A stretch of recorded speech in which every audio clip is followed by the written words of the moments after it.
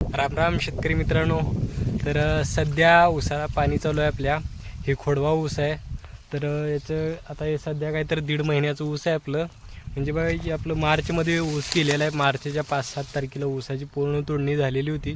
तर यामध्ये आपण 65 हाय असंच ठेवलं आहे, कारण यावर्षी उन्हाळा भरपूर आहे आणि त्यामध्ये गेल्या वर्षी पाऊस काळ नसल्यामुळे आपल्याला पाणी सगळ्यालाच कमी पडलेलं आहे. तर पाण्याची सहनशक्ती वाढावी आणि ऊसामध्ये जे काही आपण पाणी देतो आहे ते लवकर वाळू नये, म्हणजेच बाष्पीभवन लवकर होऊ नये, याच्यासाठी आपण पाचट ठेवलेलं होतं. तर पाचटाचं व्यवस्थापन मी आजच्या व्हिडिओच्या माध्यमातून मी तुम्हाला सांगणार आहे. तर पाचटाचं व्यवस्थापन मी ज्या पद्धतीने ते केलं आहे ते तुम्हाला सांगतो. की या ठिकाणी पाहू शकता तुम्ही, अगोदर मी ऊस गेल्यानंतर जे काही बोधावरती ते अशा ठिकाणी जे ठिकाणी कोंब उगवलेत त्या ठिकाणी बोधावर पडलेलं जे काही ऊस पाला होता ऊसाचा, ते 2 बाया लावून मी पूर्ण आपल्या गारीत म्हणजे दंडमध्ये घेतलेला आहे. गारीमध्ये घेतल्यानंतर त्यावरती पाणी दिल्यानंतर मी एक बार अगोदर ट्रॅक्टर फिरवून बघितलो की ऊसाचा पाला खाली दबतं आहे का. तर त्यावेळेस दबला नाही. तर मी काय केलो, तर तुम्ही या ठिकाणी चर पाहू शकता. ही चर जी आहे ती खाली ही नांगराची एक तास आहे. तर एका दंडामध्ये एका बाजूला ज्या ठिकाणी आपलं नांगर बसेल अशा बोधावरती आपण एका बाजूनी नांगराची चर मारलेली आहे आणि त्या चरीमधून जी काही माती निघालेली आहे ती माती आपण चगळावरती टाकलेलं आहोत. तुम्हाला मी बॅक कॅमेऱ्याने दाखवतो. तर पाहू शकता या ठिकाणी आपण हे नांगराच्या चरीमधून निघालेली जी काही माती आहे ती आपण चगळावरती टाकलेली आहे. अशा पद्धतीने केल्यानंतर आपण या ऊसाला आपण जे काही पहिलं रासायनिक खताचं जे डोस दिलं आहे ते डोस मी तुम्हाला सांगतो.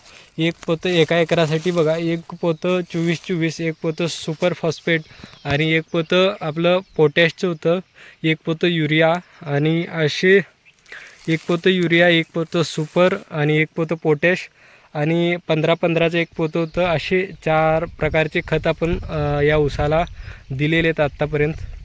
बघा, मार्चच्या 5व्या तारखेला आपल्या ऊसाची लावण पूर्ण झाली, तोडणी पूर्ण झाली होती. तर तिथून आपण एक रासायनिक खताचा डोस दिला आहे आणि माती चगळावरती ठेवलेली आहे, घातलेली आहे. तर चगळ थोडंफार प्रमाणात कुजत आलेलं आहे खाल्ल्या बाजूनं. या ठिकाणी तुम्ही पाला जर काढून बघितलात तर या ठिकाणी ऊसाचा पाला जो काही आहे ते पाणी खत लागून थोड्याफार प्रमाणात कुजलेलं आहे. तर हे अजून एक महिनाभर जर आपण असंच ठेवलं तर हे 100% कुजण्याची प्रोसेस पूर्ण होणार आहे. याच्याने फायदा मला बराच काही झाला आहे, तो मी पुढील व्हिडिओमध्ये सविस्तर माहितीसह सांगतो. आता मी सध्या या ऊसाला पाण्यामधून आळवणी म्हणून आपल्याकडे गन्ना मास्टरचं एक किटमधील औषध राहिलेलं होतं.